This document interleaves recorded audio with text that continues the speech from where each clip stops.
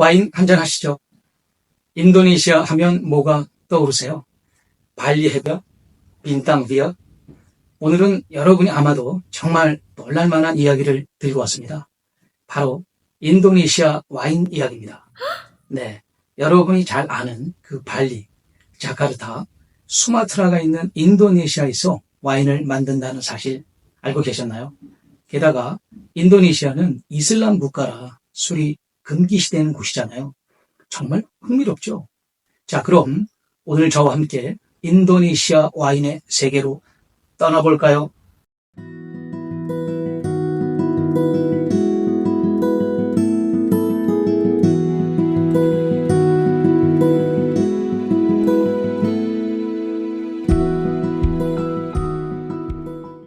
먼저 구독과 좋아요, 알림 설정까지 부탁드립니다.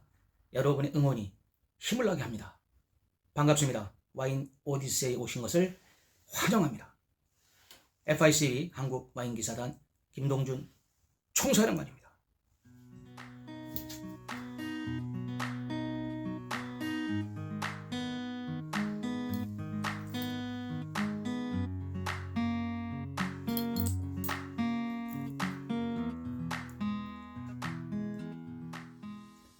사브라주.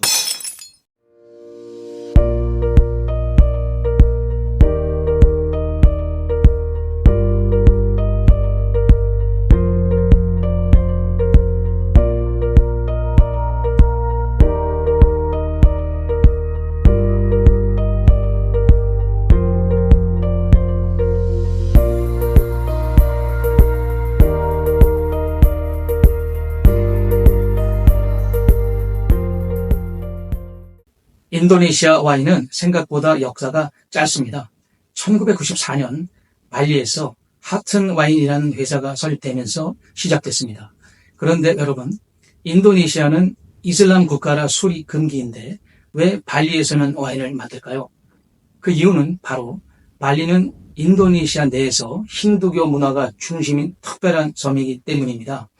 발리는 인도네시아에서 유일하게 힌두교도가 다수인 지역이고 힌두교 특유의 관대한 음주 문화 덕분에 와인 산업이 가능했습니다.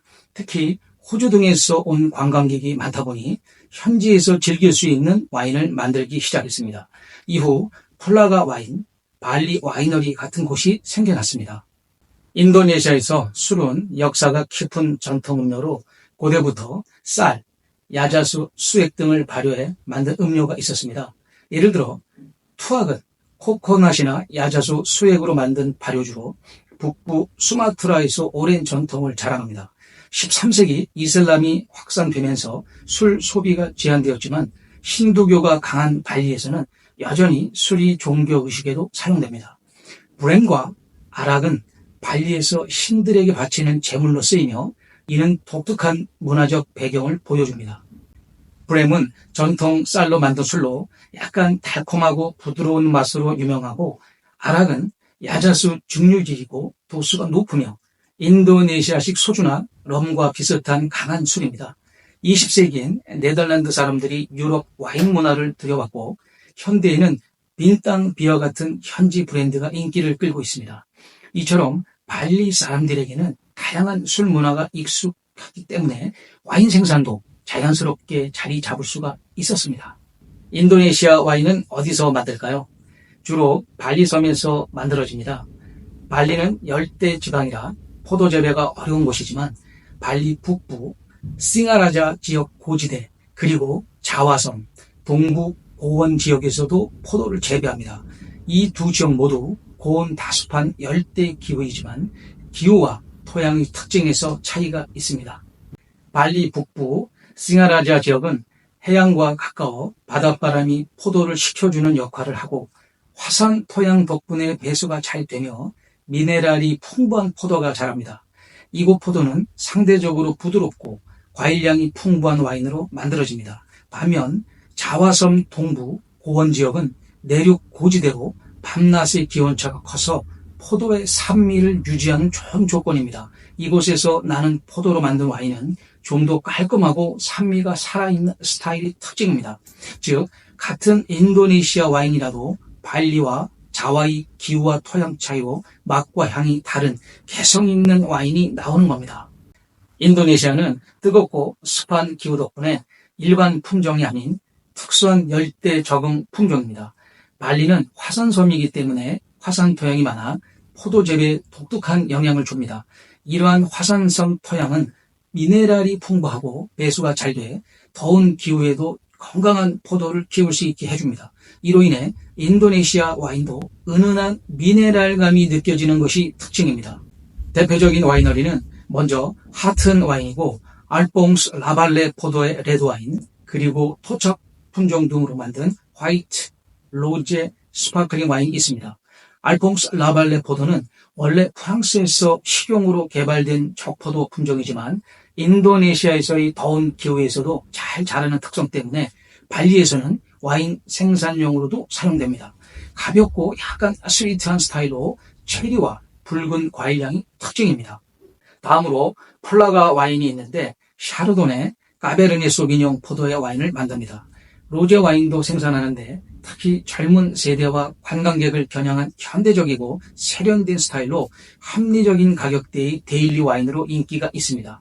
상큼하고 가벼운 맛으로 발리 해변에서 즐기 좋은 와인입니다. 그리고 발리 와이너리는 열대 과일 베이스의 와인과 스파클링을 만드는데 다른 와이너리와 조금 다릅니다. 열대 과일로 만든 프루트 와인이 많습니다. 그래서 전통적인 포도 와인보다는 망고, 파인애플, 패션 프루트 향이 가득한 와인을 찾는 분들에게 추천할 만한 곳입니다. 발리에서만 만날 수 있는 특별한 맛입니다. 인도네시아 와인은 어떤 포도로 어떤 와인을 만들까요? 대표 품종은 알퐁스 라발레가 있는데 적포도이고 가벼운 바디, 약간 스위트, 체리와 붉은 과일향이 특징입니다.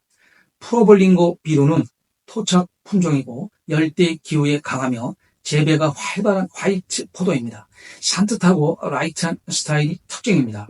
무스카트 알렉산드리아는 향기로운 아로마, 열대 과일향, 가끔 스위트한 스타일도 있습니다. 인도네시아 와인의 스타일은 약간 스위트한 가벼운 레드와인, 상큼한 화이트 와인, 밝은 로제, 관광객을 위한 스파클링, 스위트 와인 등이 있습니다. 특히 샤르도네, 까베르네 소비뇽 같은 국제품종은 고온 다습한 열대 기후에서 제대로 자라기 어렵기 때문에 인도네시아 토착 포도 품종들이 중심이 되는 겁니다. 그래서 현지에서는 알퐁스 라발레, 프로볼링고 비루 같은 토착 및 적응 품종이 대표로 사용되고 있습니다. 열대 기후 속 포도 밭이라니 참 놀랍죠? 이 포도들은 달콤하고 과즙이 풍부해서 로제와 화이트 와인의 딱입니다. 최근엔 시라나 비노누아 같은 국제품종도 재배 중이라 발리 와인의 미래가 더 기대됩니다. 인도네시아 와인, 어떤 음식과 어울릴까요? 맞습니다. 인도네시아 음식뿐만 아니라 한식과도 정말 잘 어울립니다. 레드와인은 가볍고 달콤한데 체리, 붉은 베리 향이 나고 꼬치구이, 사태, 통돼지구이, 바비굴링 같은 음식과 잘 어울립니다. 불고기, 양념치킨, 닭갈비 같은 한식과도 좋습니다. 화이트 와인은 열대과일, 멜론, 허브 향이 나고 볶음밥, 나시고랭, 볶음면, 미고랭과 잘 어울립니다. 회, 새우튀김, 멍게 비빔밥 같은 한식과도 좋습니다. 로제 와인은 산딸기, 라즈베리 향이 나고 가벼운 바디감이 있어서 짭짤한 맛의 고기 스튜, 렌당, 땅콩 소스의 채소 샐러드, 가도가도와 잘 어울립니다. 떡볶이, 닭강정, 매운 족발 같은 한식과도 좋습니다. 스위트 와인은 망고, 파인애플, 바나나 디저트 콜라, 코코넛 밀크 디저트, 딸라바와 잘 어울립니다. 약과, 한과, 과일 디저트 같은 한식과도 좋습니다. 이렇게 와인의 스타일에 맞는 인도네시아 음식과 한식 매칭으로 즐기면 와인을 더욱 맛있고 흥미롭게 경험할 수 있습니다. 인도네시아 발리 와인과 함께 바비굴링, 나시고랭을 곁들이면 그야말로 완벽한 열대의 저녁 식사가 됩니다. 인도네시아 와인 어디서 살 수 있을까요?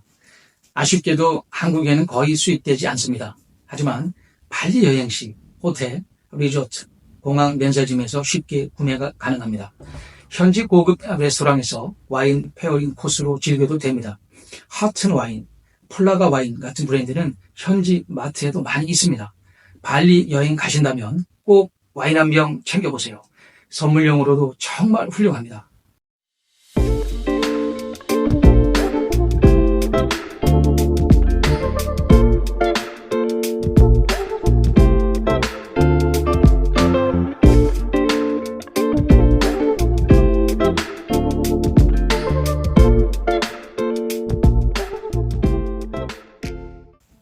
오늘 이렇게 인도네시아 와인에 대해서 알아봤는데요. 처음에 이슬람 국가에서 와인, 발리에서 와인 하고 놀라셨죠? 알고 보니 발리만의 특별한 문화와 자연, 토착 품종 덕분에 이런 독특한 와인이 만들어질 수 있는 겁니다. 여러분도 만약 발리를 여행하신다면 해변에서 밀당뼈 대신 한 잔의 발리 와인으로 분위기를 즐겨보는 건 어떨까요? 다음 시간에도 여러분이 상상하지 못했던 와인 세계 이야기로 찾아오겠습니다. 와인 어렵지 않죠? 감사합니다. 나의 삶과 포도주를 위하여.